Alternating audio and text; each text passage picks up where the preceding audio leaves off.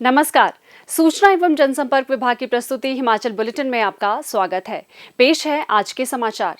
आज हिमाचल प्रदेश विधानसभा में मानसून सत्र के दूसरे दिन भी नियम 67 के तहत चर्चा जारी रही।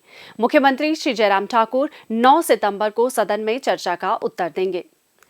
विधानसभा सत्र के बाद मीडिया कर्मियों को संबोधित करते हुए मुख्यमंत्री श्री जयराम ठाकुर ने कहा, हिमाचल की विधानसभा के इतिहास में पहली बार नियम 67 के अंतर्गत चर्चा को स्वीकार किया गया, इसलिए कि विषय गंभीर है, इस पर चर्चा होनी चाहिए।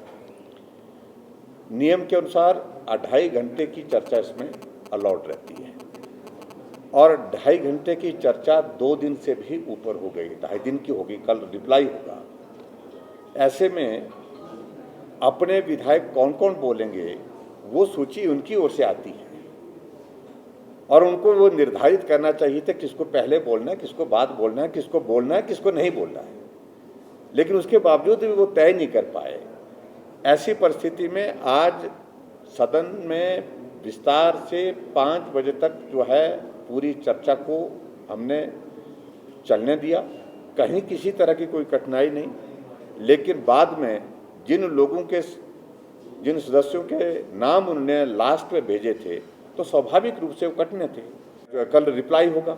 ऐसी सूरत में ये बहुत दुर्भाग्यपूर्ण परिस्थिति है कि विपक्ष के नेता की बात को विधायक कोई ना सुनने के लिए तैयार है ना मानने के लिए तैयार है। नेतृत्व तो विहीन होगी कांग्रेस पार्टी। जहाँ तक आप कह रहे हैं कि वॉकआउट, मेरे हिसाब से ये वॉकआउट नहीं है, क्योंकि वॉकआउट जो है वो ऑन रिकॉर्ड आना चाहिए कि हम सदन से जो है वो वॉकआउट कर रहे हैं।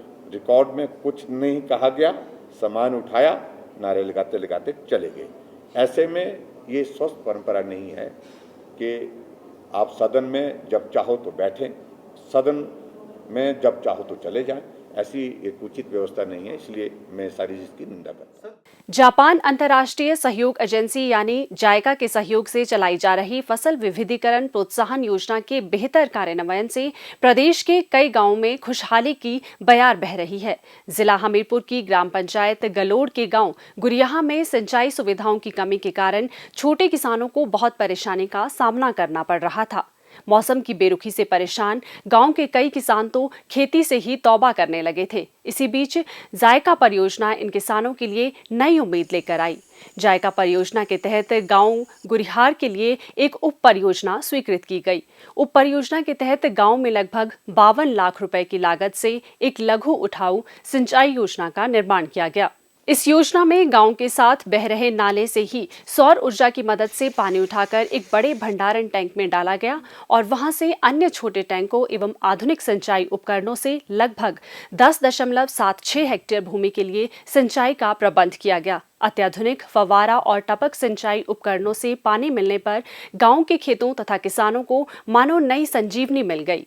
लघु सिंचाई योजना और अन्य गतिविधियों के संचालन के लिए गांव में कृषक विकास संघ का गठन किया गया, जिसमें लगभग 35 किसान परिवार शामिल किए गए। यहाँ पर जायका का प्रोजेक्ट लगा हुआ है और उन्होंने हमें सब्जियों के बारे में ट्रेनिंग दी है कि कैसे सब्जी लगानी है। इससे पहले हमें सब्जियों के बारे में बिल्कुल भी नॉलेज नहीं था।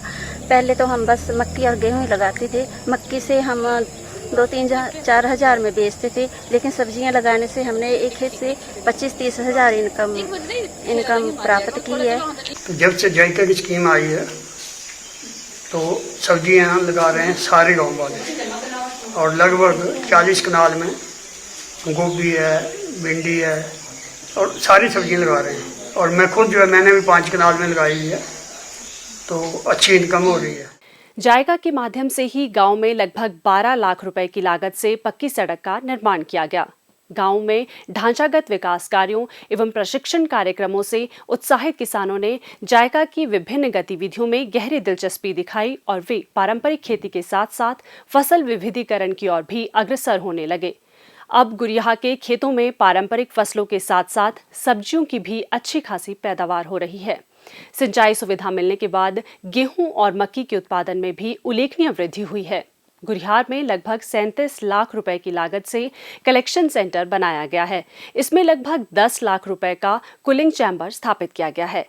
इसके अलावा पारंपरिक फसलों, सब्जियों, फलों और जड़ी बूटियों के प्रसंस्करण के लिए आधुनिक मशीनें तथा ग्राइंडर भी लगाए गए हैं। शिवा स्वयं सहायता समूह में शामिल गांव की महिलाएं इसमें सक्रिय भूमिका निभा रही हैं। सब्जी उत्पादन से उनकी आय में अच्छी खासी वृद्धि हुई है। स्थानीय बाजार में उन्हें इन उत्पादों के अच्छे दाम मिल रहे हैं। शुरुआती दौर में गांव के 35 परिवार इससे जुड़े थे। अब अन्य लोग भी फसल विविधीकरण को अपना रहे हैं।